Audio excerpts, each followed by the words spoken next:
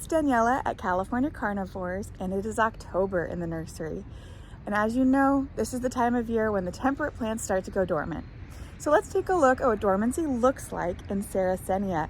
In our previous video, we looked at the Venus flytrap so you could see what plants that are grown outdoors at this time of year look like as they start to go dormant. And so now we're going to take a look at my Sarracenia so you can see what they're looking like in our zone, zone 9B, where the climate can still be quite warm, but the photo periods are changing.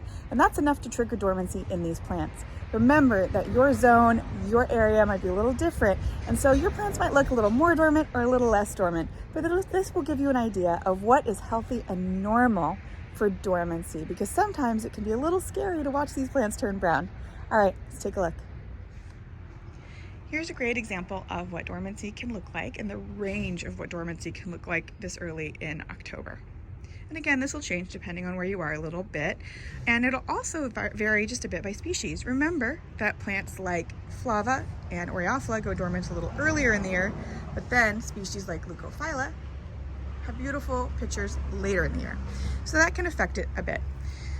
This is the range of what you're going to see though, and you're going to often see the same pattern of a mix of really harshly dyed back pictures like this, amidst pictures that are still just green and growing and looking pretty good except for the lid. My recommendation is to leave all of your pictures on, especially if there's any green on the pictures. And why is that? So if this picture is green, it's still photosynthetic, which is really, really beneficial for the rhizome.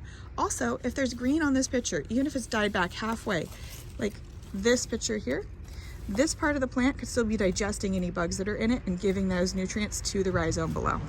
And it's really nice to leave those on so that the plant can get any burst of nutrition from photosynthesis or from the bugs in the pictures before it goes dormant. We recommend waiting to cut these pictures off until they're fully dyed back, like this picture here. If you follow it down, it's fully dyed back.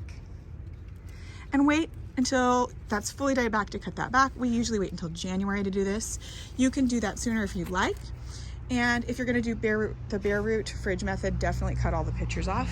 One of the fun things you can do with these pictures this time of year is if you wanna sacrifice one or two, you can cut one or two off a little early, like one like this, and take a slice all the way down. We call them picture plant autopsies. Cut this open and see what your plant caught all year.